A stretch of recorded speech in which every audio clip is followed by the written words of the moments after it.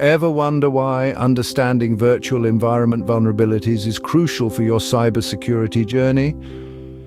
It's because cybersecurity, in today's interconnected digital world, has become a cornerstone of our lives. We're living in an era where the line between the physical and the digital world is increasingly blurred. And with this shift, the importance of understanding the vulnerabilities of virtual environments cannot be overstated. A virtual environment, in essence, is a space where software applications can run in their own isolated realms.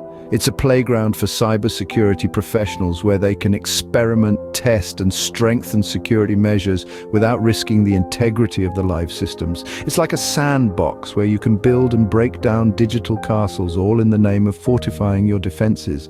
Understanding the vulnerabilities of these environments is akin to knowing the weak spots in your fortress. It's a crucial step in preventing cyber attacks and ensuring the safety of your digital realm. Now that you comprehend the significance, it's time to delve into how you can identify these vulnerabilities.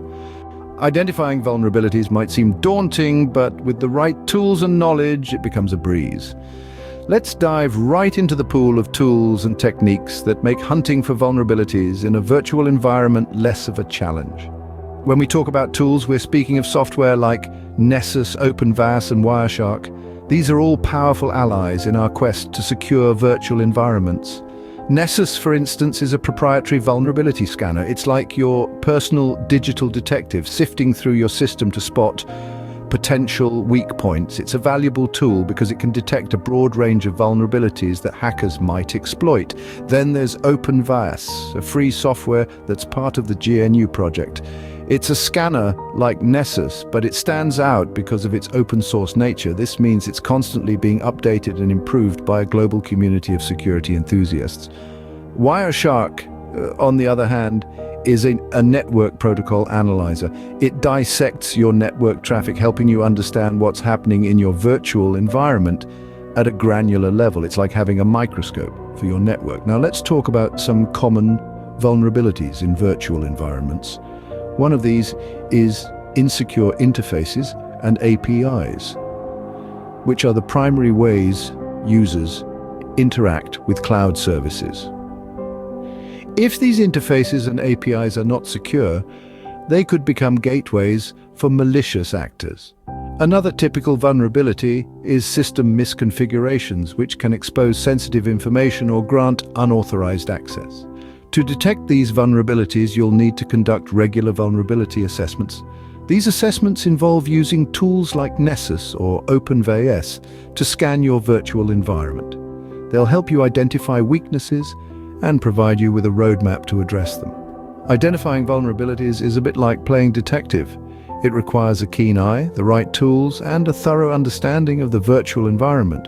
With these in your arsenal, you'll be well equipped to spot and mitigate potential security risks before they become actual threats. With these tools, you're one step closer to exploiting vulnerabilities, but how exactly do you do that? Exploiting vulnerabilities isn't about causing harm, but about understanding the weaknesses to build better defense systems.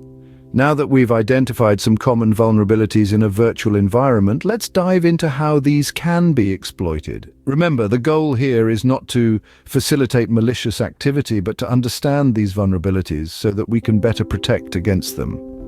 We'll start with a concept known as privilege escalation. This is where an attacker gains access to a system with low-level permissions and gradually escalates their privileges until they have full control.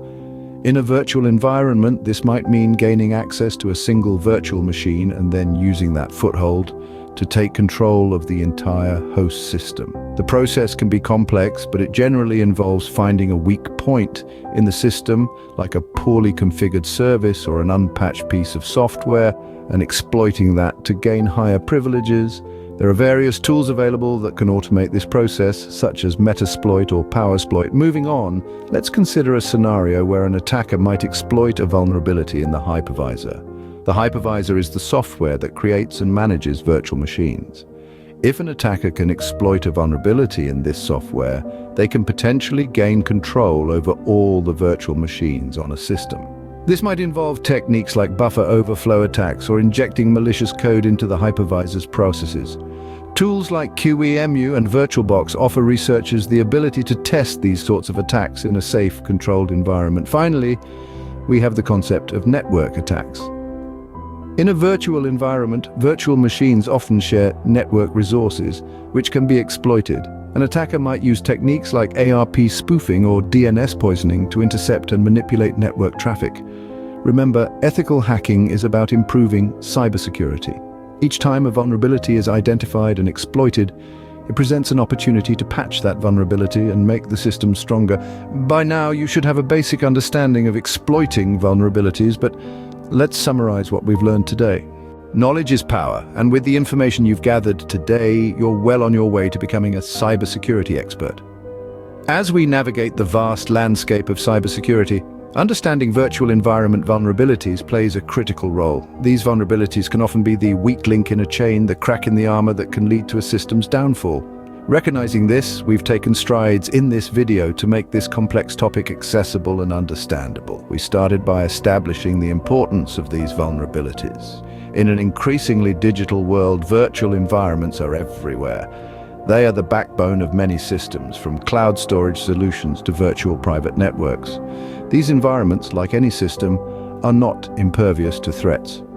Gaining proficiency in the identification and exploitation of such vulnerabilities is paramount to maintaining robust cybersecurity. Identifying these vulnerabilities can be likened to finding a needle in a haystack. It requires a keen eye, a thorough understanding of the system, and a deep knowledge of the potential threats. We've explored the various tools and techniques that can assist you in this task, from vulnerability scanners to penetration testing. These tools, combined with your developing expertise, can help you identify potential weaknesses before they become critical problems. Exploitation, on the other hand, is a more contentious topic. We've discussed how understanding the methods of exploitation can arm cybersecurity professionals with the knowledge needed to protect their systems. By learning how to exploit these vulnerabilities, we can better understand how to protect against them. In the end, the goal is not to create chaos, but to build stronger systems. It's about understanding the cracks in the system, not to break them further, but to mend them. The road to becoming a cybersecurity expert is a journey, not a destination. It requires constant learning, continuous improvement, and an insatiable curiosity. Remember, the goal is not to create havoc, but to understand the cracks in the system and mend them. Stay curious, stay ethical, and keep learning.